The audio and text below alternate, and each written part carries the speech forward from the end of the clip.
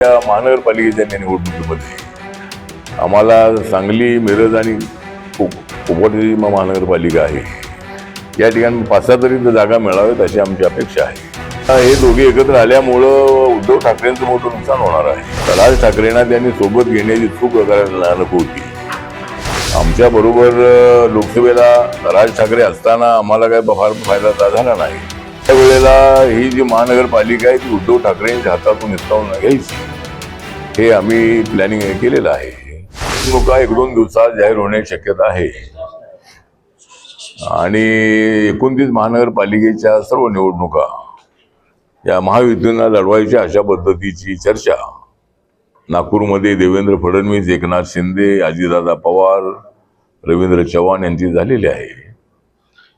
आणि त्याच्यामध्ये रवींद्र चव्हाण यांनी अनाउन्स केलेलं आहे की आम्ही सगळे महायुती म्हणून आमचे 3 मोठे पक्ष आणि RPI यांना घेऊन आम्ही ही निवडणूक लढणार आहोत, अशा पद्धतीची घोषणा करण्यात आलेली आहे। नगर परिषदेच्या निवडणुकांमध्ये आम्ही सगळे एकमेकाच्या विरोधामध्ये होतो। कोण कोणासोबत होतं हे लवकर करणं अत्यंत अशक्य आहे, कारण कोणत्या ठिकाणी कोण कोणत्या ठिकाणी होतं। पण एक गोष्ट चांगली झाली, आमचा तो गनिमी कावा होता आणि आम्ही देवेंद्रजींनी अनाउन्स केलं होतं की ज्या ज्या ठिकाणी युती होईल तिथे आम्ही प्रयत्न करू। पण नगर परिषदेच्या निवडणुकीमध्ये चर्चा फक्त महायुतीची होती, म्हणजे बाकीच्या ठाकरे बंधूंची चर्चा विषय नव्हती, काँग्रेस पक्षाची चर्चा नव्हती, तर महायुतीच्या नेत्यांमधली जी चर्चा होती। पण त्या निवडणुकीमध्ये जर आम्ही एकमेकाच्या विरोधामध्ये लढलो असलो तरी नगर परिषदेच्या निवडणुकीमध्ये सर्वात जास्त जागा आम्हालाच मिळतील अशी आम्हाला अपेक्षा आहे। आणि आता महायुतीच्या वतीने सगळ्या महानगरपालिका आणि जिल्हा परिषदेच्या निवडणुका ज्या आहेत त्या एकत्रितपणे लढवण्याचं ठरवण्यात आलेलं आहे आणि 99% ठिकाणी महायुती होणारच आहे। म्हणजे काही ठिकाणी काही थोडा कुठे वाद सीट बदल होऊ शकेल, पण महायुती होणार आहे। काही ठिकाणी थोडी बंडखोरी होण्याची शक्यता आहे, पण बंडखोरी होऊ नये असा आमचा सगळ्यांचा प्रयत्न राहणार आहे। एक तर रिपब्लिकन पक्षाची मागणी अशी आहे की रिपब्लिकन पक्ष गेल्या अनेक वर्षांपासून 2012 पासून गेली 13 वर्ष महायुतीसोबत आहे। माननीय बाळासाहेब ठाकरे असताना शिवशक्ती भीमशक्तीचा प्रयोग झाला आणि त्यावेळेला भाजप आणि शिवसेना आणि RPI आम्ही सगळे एकत्र आलो आणि युतीची महायुती त्या काळामध्ये झालेली आहे। तर आता रिपब्लिकन पक्ष हा महाराष्ट्राच्या सत्तेमध्ये नाही पण महायुतीमध्ये आहे। मला केंद्रामध्ये गेल्या 9.5 वर्षापासून मला त्यामध्ये मंत्रिपद मिळालेलं आहे। नागालँडमध्ये माझ्या पक्षाचे 2 आमदार आहेत, तिथं माझा पक्ष रेखागणाचा आहे। मणिपूरमध्ये माझा पक्ष रेखागणाचा आहे, तिथं आम्हाला किसानी सिंबॉल मिळालेला आहे। आणि 2 राज्यामध्ये जर आम्हाला मान्यता मिळाली तर आम्हाला राष्ट्रीय लेवलची मान्यता इलेक्शन कमिशनची मिळेल। त्यामुळं आमचा प्रयत्न असा राहणार आहे की पुढच्या लोकसभेच्या निवडणुकीमध्ये आम्हाला 2-3 जागा दिल्या तर 2 जागा आमच्या निवडून आल्या तर आमचा पक्ष राज्यात रिकॉग्नाइज होऊ शकतो महाराष्ट्रामध्ये।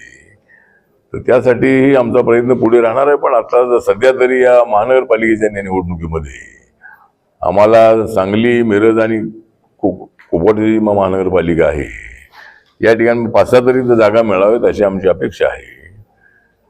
आणि त्यानंतर मुंबईची निवडणूक आमच्यासाठी अत्यंत प्रतिष्ठेची आहे। त्यामुळे या वेळेला ही जी महानगरपालिका आहे ती उद्धव ठाकरेंच्या हातातून हिसकावून घ्यायची, हे आम्ही प्लॅनिंग केलेलं आहे। आणि रिपब्लिकन पक्षाला घेऊन मुंबईमध्ये त्या ठिकाणी महापौर आपल्या महायुतीचा नक्की होणार आहे।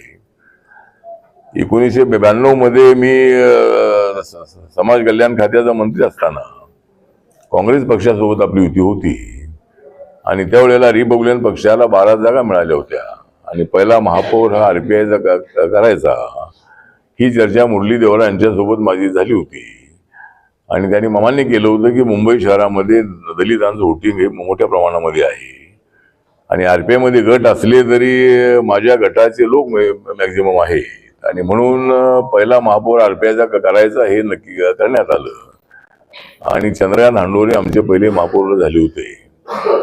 तर आता या वेळेला ही आमची अपेक्षा आहे की आम्ही एक 25 जागांची यादी तयार केलेली आहे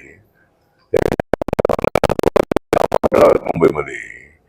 दलित वोट जे आहे ते वोट आपल्याला सगळ्या महायुतीच्या उमेदवारांना मिळण्यासाठी एक तर आम्हाला थोडं झुकतं मिळावं अशा पद्धतीची आमची अपेक्षा आहे. त्याप्रमाणे मुंबईमध्ये चर्चा सुरू आहे आणि अनेक सर्व जिल्ह्यामध्ये ज्या ज्या ठिकाणी 29 महानगरपालिका आहेत त्या ठिकाणचे आमचे सगळे स्थानिक अध्यक्ष तिथल्या स्थानिक नेत्यांशी बोलतायत आणि कोणत्या जागा सोडायच्या का काय करायचं याची चर्चा अनेक ठिकाणी सुरू आहे. त्यामुळे सगळ्या महानगरपालिकांमध्ये आमची RPIची ताकद आहे. त्यामुळे आम्हाला आमच्या ताकदीप्रमाणे जागा मिळाव्यात अशी आमची अपेक्षा आहे. आणि जर सांगली महानगरपालिकेमध्ये तर आम्हाला एक 5-6 जागा मिळाव्यात हे मी तर सांगितलेलंच आहे. त्या पद्धतीने आता या निवडणुकीमध्ये एक मोठ्या प्रमाणामध्ये हे आम्हाला चांगल्या पद्धतीचं यश मिळेल. आणि सध्या एक गोष्ट चांगली झालेली आमच्यासाठी की माननीय उद्धव ठाकरे आणि राज ठाकरे एकत्र आल्यामुळं आम्हाला मुंबईमध्ये नॉन मराठी मतं मोठ्या प्रमाणात आम्हाला मिळतील. मुंबई शहरामध्ये 40% मराठी आणि 60% नॉन मराठी मतं आहेत.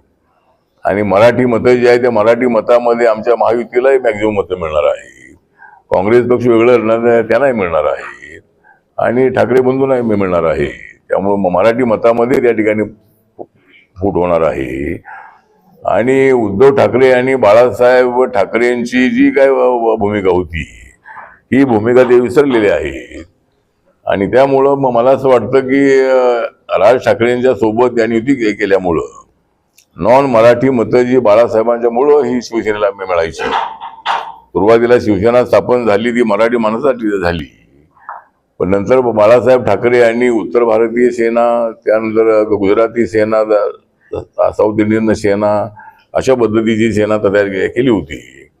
आणि मुस्लिम मतं जी आहे ती मुस्लिम मतं सुद्धा बाळासाहेबांच्या शिवसेनेला मिळायची.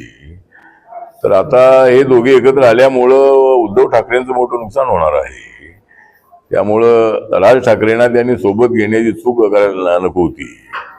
आमच्या बरोबर लोकसभेला राज ठाकरे असताना आम्हाला काय फार फायदा झाला नाही, पण विधानसभेला ते आमच्यासोबत नव्हते त्यावेळेला आम्हाला ते जास्त फायदा झाला.